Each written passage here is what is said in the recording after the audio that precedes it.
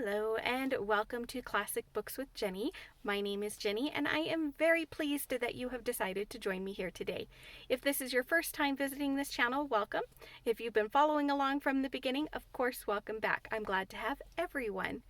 If you are new here, we are working our way through different classic novels. The current novel is The Secret Garden, which was written by Hodgson Burnett, and I read one chapter a day and post those videos on a daily basis. So currently, we are on chapter 18, Thou Mun Not Waste No Time.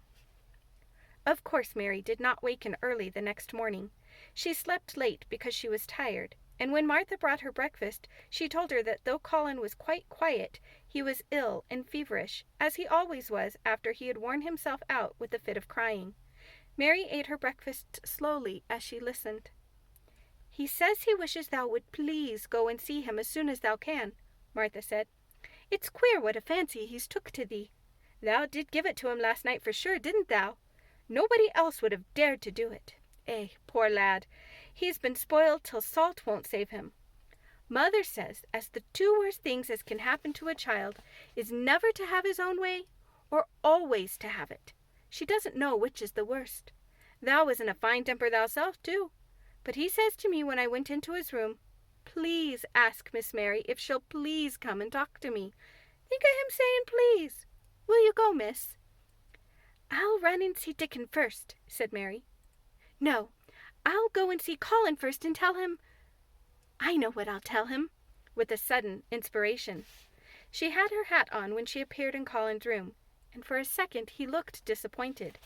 He was in bed, his face was pitifully white, and there were dark circles round his eyes. "I'm glad you came," he said. "My head aches, and I ache all over because I'm so tired. Are you going somewhere?" Mary went and leaned against his bed. "I won't be long," she said. "I'm going to Dicken, but I'll come back. Colin, it's something about the garden." His whole face brightened, and a little color came into it. "Oh, is it?" he cried out. "I dreamt about it all night. I heard you say something about gray changing into green, and I dreamt I was standing in a place all filled with trembling little green leaves, and there were birds on nests everywhere, and they looked so soft and still. I'll lie and think about it until you come back." In 5 minutes, Mary was with Dicken in their garden. The fox and the crow were with him again, and this time he had brought 2 tame squirrels. "I came over on the pony this morning," he said. He is a good little chap, Jump. I brought these 2 in my pockets. This here one he's called Nut, and this here other one's he's called Shell." When he said Nut, one squirrel leapt onto his right shoulder, and when he said Shell, the other one leapt onto his left shoulder. When they sat down on the grass, with Captain curled at their feet, Soot solemnly listening on a tree, and Nut and Shell nosing about close to them, it seemed to Mary that it would be scarcely bearable to leave such delightfulness. But when she began to tell her story, somehow the look in Dicken's funny face gradually changed her mind. She could see he felt sorrier for Colin than she did. He looked up at the sky and all about him. "Just listen to them birds. The world seems full of 'em, all whistling and piping," he said. "Look at 'em darting about, and hearken at 'em calling to each other. Come springtime seems like as if all the world's calling. The leaves is uncurling so you can see 'em, and my word, the nice smells there is about," sniffing with his happy turned-up nose. "And that poor lad lying shut up and seeing so little that he gets to thinking of things as sets him screaming. My, we mun get him out here. We mun get him watching and listening and sniffing up the air, and get him just soaked through with sunshine. And we mun not lose no time about it." When he was very much interested, he often spoke quite broad Yorkshire, though at other times he tried to modify his dialect so that Mary could better understand. But she loved his broad Yorkshire, and had in fact been trying to learn to speak it herself, so she spoke a little now. "Aye, that we mun," she said, which meant, "Yes, indeed we must." "I'll tell thee what us'll do first," she proceeded, and Dicken grinned, because when the little wench tried to twist her tongue into speaking Yorkshire, it amused him very much. "He's took thee a greatly fancy to thee. He wants to see thee, and he wants to see Soot and Captain.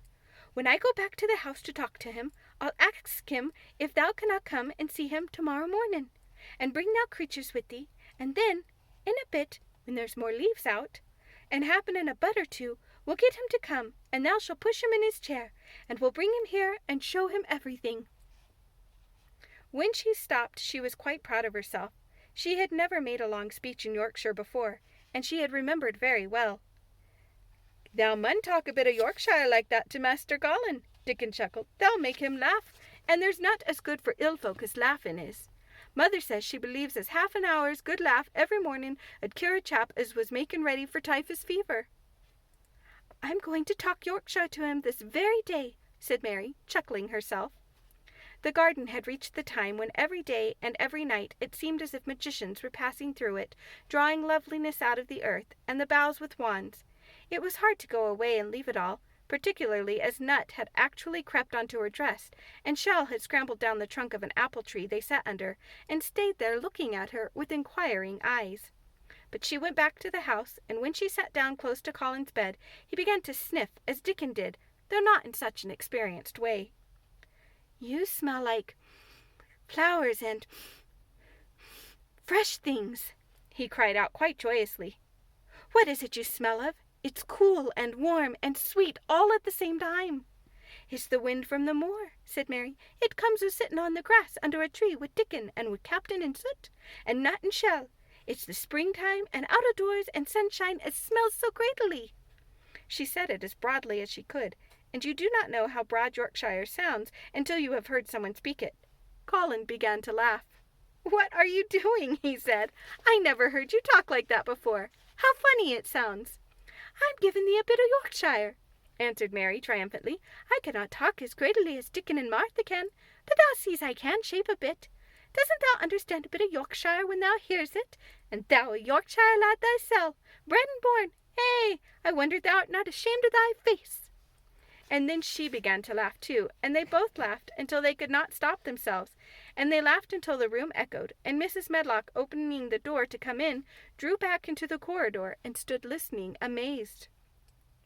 "Well, upon my word," she said, speaking rather broad Yorkshire herself, because there was no one to hear her, and she was so astonished. "Whoever heard the like? Whoever on earth would have thought it?" There was so much to talk about, it seemed as if Colin could never hear enough of Dicken and Captain and Soot and Nut and Shell and the pony whose name was Jump. Mary had run round into the wood with Dicken to see Jump. He was a tiny little shaggy moor pony with thick locks hanging over his eyes and with a pretty face and a nuzzling velvet nose. He was rather thin with living on the moor grass, but he was as tough and wiry as if the muscle in his little legs had been made of steel springs. He had lifted his head and whinnied softly the moment he saw Dicken, and he had trotted up to him and put his head across his shoulder, and then Dicken had talked into his ear, and Jump had talked back in odd little whinnies and puffs and snorts. Dicken had made him give Mary his small front hoof and kiss her on her cheek with his velvet muzzle. "Does he really understand everything Dicken says?" Colin asked. "It seems as if he does," answered Mary. "Dicken says anything will understand if you're friends with it for sure. But you have to be friends for sure." Colin lay quiet a little while, and his strange gray eyes seemed to be staring at the wall, but Mary saw he was thinking. "I wish I was friends with things," he said at last. "But I'm not. I never had anything to be friends with, and I can't bear people." "Can't you bear me?" asked Mary. "Well, yes, I can," he answered. "It's funny, but I even like you." "Ben Weatherstaff said I was like him," said Mary. "He said he'd warrant we'd both got the same nasty tempers. I think you are like him too. We are all three alike, you and I and Ben Weatherstaff. He said we are neither of us much to look at, and we were as sour as we looked. But I don't feel as sour as I used to before I knew Robin and Dicken."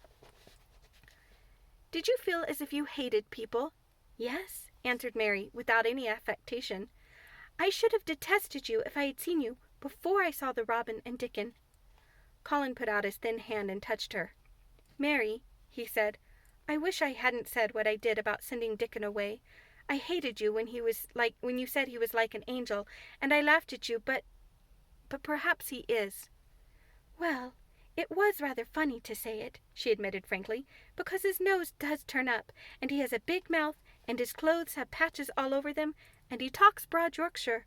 But if an angel did come to Yorkshire and live on the moor, if there was a Yorkshire angel, I believe he'd understand the green things and know how to make them grow, and he would know how to talk to the wild creatures as Dicken does, and they'd know he was friends for sure." "I shouldn't mind Dicken looking at me," said Colin. "I want to see him." "I'm glad you said that," answered Mary, because Quite suddenly it came into her mind that this was the minute to tell him. Colin knew something new was coming. "Because what?" he cried eagerly. Mary was so anxious that she got up from her stool and came to him and caught hold of both his hands. "Can I trust you? I trusted Dicken because birds trusted him. Can I trust you for sure? For sure," she implored. Her face was so solemn that he almost whispered his answer. "Yes, yes." "Well, Dicken will come to see you tomorrow morning, and he'll bring his creatures with him." "Oh, oh!" cried Colin in delight. "But that's not all," Mary went on, almost pale with solemn excitement. "The rest is better. There is a door into the garden. I found it. It is under the ivy on the wall." If he had been a strong, healthy boy, Colin would probably have shouted, "Hooray, hooray, hooray!" But he was weak and rather hysterical. His eyes grew bigger and bigger, and he gasped for breath. "Oh, Mary," he cried out with a half-sob, "shall I see it? Shall I get into it? Shall I live to get into it?" And he clutched her hands and dragged her toward him. "Of course you'll see it," said Mary indignantly. "Of course you'll live to get into it. Don't be silly." And she was so unhysterical and natural and childish that she brought him to his senses, and he began to laugh at himself. And a few minutes afterward she was sitting on her stool again, telling him not what she imagined the secret garden to be like, but what it really was. And Colin's aches and tiredness were forgotten, and he was listening enraptured. "It is just what you thought it would be," he said at last. "It sounds just as if you had really seen it. You know I said that when you first told me." Mary hesitated about 2 minutes, and then boldly spoke the truth. "I had seen it, and I had been in," she said. "I found the key and got in weeks ago. But I daren't tell you. I daren't because I was so afraid I couldn't trust you. For sure." And that is the end of chapter 18. Thank you once again for joining me. I hope you liked that chapter. It's one of my favorite in the book because now all the kids are in on the secret. So now we get to find out what happens next with Colin knowing about the garden and Dicken coming to see him. And hopefully this means Colin will start to get better. He's already starting to be a better person. So hopefully he'll start to feel better, which when you feel good also makes you a better person, because if you feel good, then you're more inclined to be nice to everybody around you. So let's see what happens. Thank you once again for joining me. If you are new here and you want to know when I upload these videos, then hit that subscribe bell and you will be notified every time a new video is uploaded. You can also comment in the comments if you're liking the story, if you have questions about the story, and I will be happy to answer those. And we also have a Facebook group now called Classic Books in Wonderland, and I'm happy to have you join that group if you're on Facebook. I post, of course, the videos every day there, but I'm also trying to add extra things about the book or about the author or other things that might pertain to what we're reading. So if you're interested in those things, please join us there as well. I will see you in tomorrow's video. Have a great evening.